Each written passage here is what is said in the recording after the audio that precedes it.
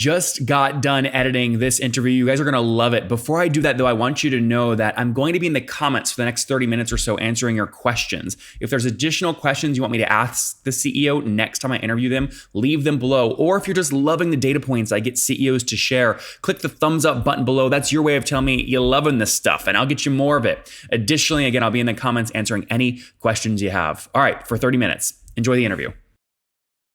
Hello, everyone. My guest today is Charles Miglietti. He's the co-founder and CEO of a company called Toucan Toco. It's a data visualization software. Now, he's passionate about data, design, and many other things. Started the company 5 years ago and previously had founded TLDR.io. Now, 32 years old, father of 3, building the company. Charles, you ready to take us to the top? Yep. All right. So the data visualization space is obviously hot right now with the Tableau and Looker deals. Help me understand where Toucan Toco, your company, fits in. So we are very complementary to all the existing solutions that focus on data exploration as we focus on data storytelling. That's the same complementarity between a dictionary and a good novel. Which one will win? So we focus not on technical users, but on non-technical users that need the data on a daily basis. Okay. And so who are you selling to? The marketer, the CIO, the CTO? We are selling to the CIO and head of data, like the BI manager, for example. Okay, and is it typically top down or bottoms up? You're selling to the individual employees first? Top down. But we are developing a bottoms up approach where people will be able to sign up for the product online. Okay, and give me a general sense here where you're playing. So the average customer is going to pay about what per month or per year to use your technology? The ASP is 50k euro today per year. And we have contracts ranging from 20k to 500k a year. 15 or 50? 50, the average. $50,000. $50,000. I'm sorry? Yeah. And contracts today are between 20k and 500k. Yeah, so Charles, my question was just average ASP in a year is about $50,000 or about $4,000 or $5,000 a month. Yeah. Okay. And so what are you upselling against? Why would someone pay you $500,000 per year? Why are they paying so much, you say? Yeah. I'm specifically, what are you upselling against? So there's people that pay you 50 grand a year. There's people that pay you 500 grand a year. The ones that pay more, what are you upselling them on? We're upselling on the seats and on options. For example, we charge per seat. So the fees per seat is 30 euros per month per users. So when we are upselling, we're upselling on the number of seats. And also we're upselling on new features. For example, the ability to send executive summary, to embed the product inside any other application, or for security features.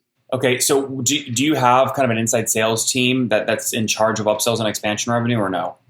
No, it's not an inside sales team. It's a customer success management team who's in charge of upselling. Okay, do they carry quota? No, that's a very good thing because I have read a few things about CSM and quota, and today we have decided that CSM should focus on retention adoption, and upselling it's a nice collateral, and when they detect a good opportunity, they ask for an account manager to handle the signature. Okay, so how many people are on the team total today? It's 70 people. 70. And how many of them are engineers? 20. 20. And then how many are quota-carrying sales folks? 15. 15. Okay, interesting.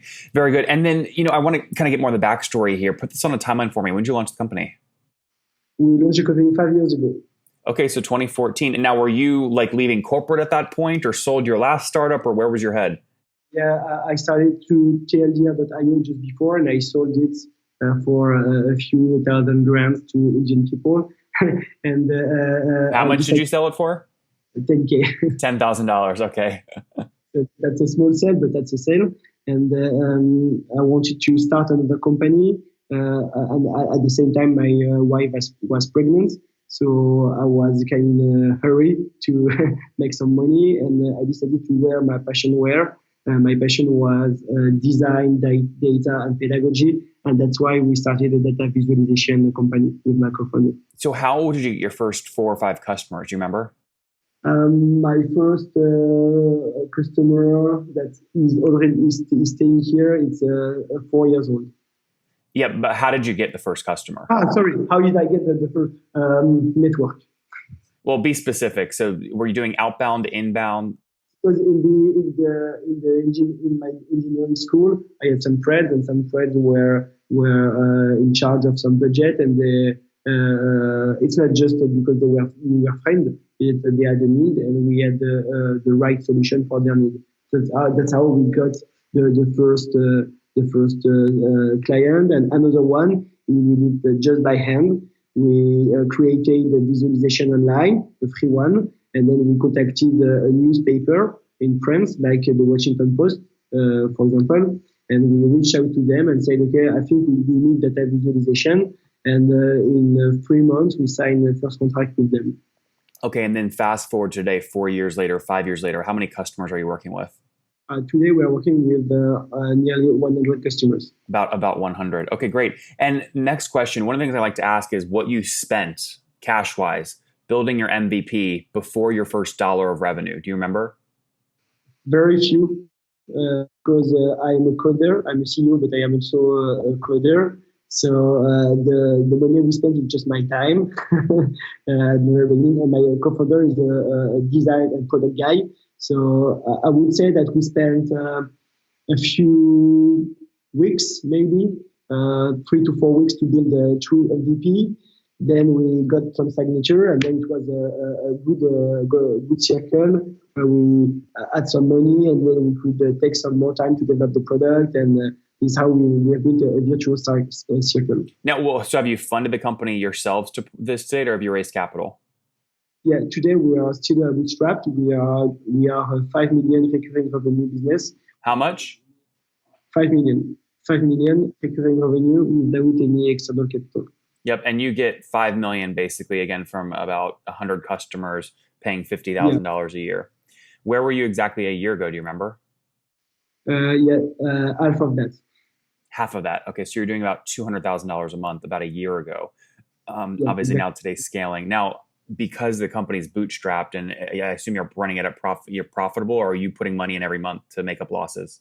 No. I am only 32 years old, and I don't have family money. So yes, the company is profitable, break even, and we invest all the benefits we have done in the previous years in today's growth. Okay, and now we talked about your CSMs earlier, your customer success reps, in terms of them focusing on retention and upgrading. Well, what is gross revenue churn over the past 12 months? The churn or gross revenue? Sorry. Yeah, gross revenue churn. Gross revenue churn. So yes, we lost in the past 12 months nearly 20K of MRR, so 250K ARR. Okay, got it. So 250, obviously, on 5, you can do the math. What, on a percentage basis? That's like, I call it under 5% churn. Yeah. Yeah. And then what's expansion been? Expansion. So what you see that we have doubled in terms of sales, but in terms of upselling, to be honest, I don't have the split between new sales and upsells. Does your net revenue retention, so not including new sales, just upsells? What I know is that our net revenue is 30% upsells, 30%. 30% on our core. So hold on, let me just repeat this back to you. I want to make sure we get this right. 5% gross revenue churn, 250 grand on 5 million. You then have expansion on those same cohorts. You're upselling those customers from a year ago by about 30%. Yeah.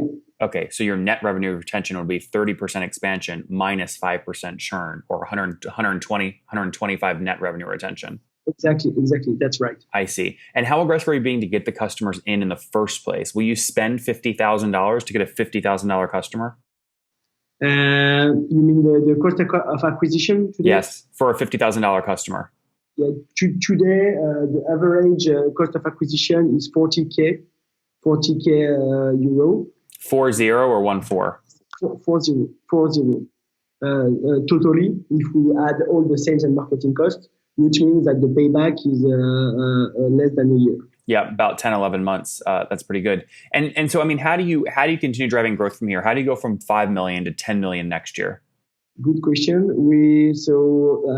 new contracts, upsells, and channel sales is also very promising for us as we are developing new offers with resellers. Mm-hmm. Now, when you say channel sales, is this a thing that's already worked for you in the past? You just want to double down on it, or it's something you're launching? Both. We have two partners that we have set up in the past years, and we expect them to deliver more.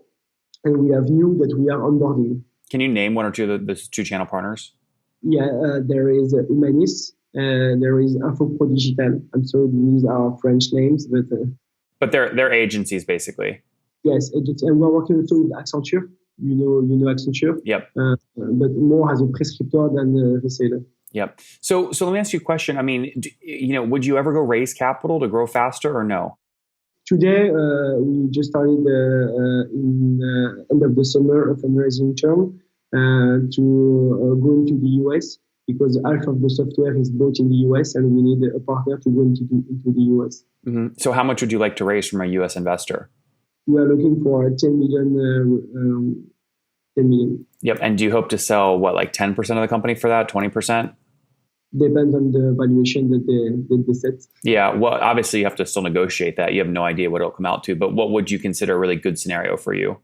What I know is that in today's valuation, companies trade at between 10 and 15 times the ARR.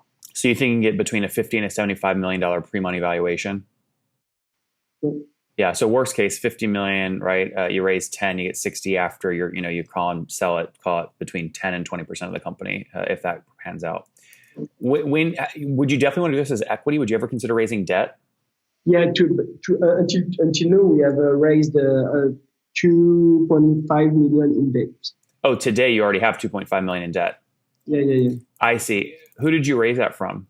In France, we have the BPI. Which is an organization that helps French companies to finance. Well, it was WTI? And it's BPI. Oh, BPI. And what's it stand for? I don't know. Okay, BPI, but it's a government-run organization. Yeah, kind of. Okay, is that free money or do you have to pay interest on the 2.5 million? It's based on interest. We have some part of it is zero interest. And part of it, it's a 1.5 interest rate. Okay, and when does the term end? When do you have to pay it back? It depends on the loans because we have subscribed loans. We started like 3 years ago. So part of the loans we already have paid them back, and we have some loans that we have to pay back in 2 years. Okay, so the max term is up 2 years from now. Yeah. Okay. We start and we have 5 or 7 years to pay them back. Yeah. So of the 2.5 that you've taken on debt, how much have you already paid back? 300K. Oh, okay. So you still have most of it is still in the company. Sure. Yeah. So why go try and raise 10 million in equity? Why not just raise more debt? Because we have set the maximum of lever that we can on our liabilities. In other words, BPI will only lend you up to 5x or 6x your MRR, and that's about 2.5. Yeah, it's not a multiple of MRR, but it's a multiple of the how you call the proper capital. I don't know how you call it in English. That's good. So you're coming to the US here shortly to raise some additional capital. Do you have an investor you'd really like? It'd be your dream to raise from them? Yeah, today we are in discussion with Battery Venture, and First Mass Capital. These are very good investors. We really like them to have on board. Why do you like Battery? Because they are very strong expertise in B2B software, and they are investors in French companies and data companies like Dataiku. And for us, that's a very good fit. Yep. Very good. All right, Charles, let's wrap up here with the famous 5. Number 1, favorite business book. I don't read business book, I read blogs, and I really like Mark Suster blog. Yep, Mark Suster's blog. Number 2, is there a CEO you're following or studying? I really like Gabriel Weinberg and Joel Gascoigne. What company are they with? Gabriel Weinberg, DuckDuckGo, and Joel Gascoigne from Buffer. You said DuckDuckGo? DuckDuckGo, yeah. Yeah. All right, number 3, what's your favorite online tool for building your company? Trello. I think Trello is the most amazing tool. Number 4, how many hours of sleep do you get every night? 6 hours. Okay. And it sounds like you had a boy on the way back 5 years ago, or a girl. You had a kid on the way. How many kids today? 3. 3 kiddos. Okay. So married, 3 kids. And how old are you? 32. 32. Last question. What do you wish your 20-year-old self knew? Sorry? What's something you wish you knew when you were 20? I wish to have a very good business. Now, just what's something you wish you knew when you were 20? Sorry. I think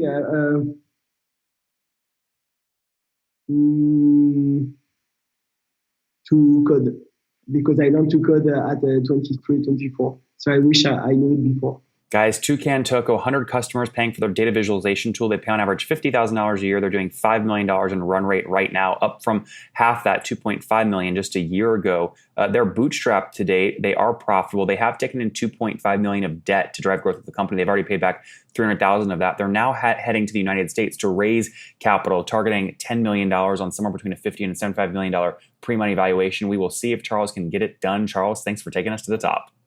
Thank you, Nathan. These CEOs rarely give these kinds of interviews. I hit them hard, I get the data, and I want to do it more. So if you want to get more of this stuff, make sure you subscribe up here. And then additionally, go check out one of my other CEO interviews right now.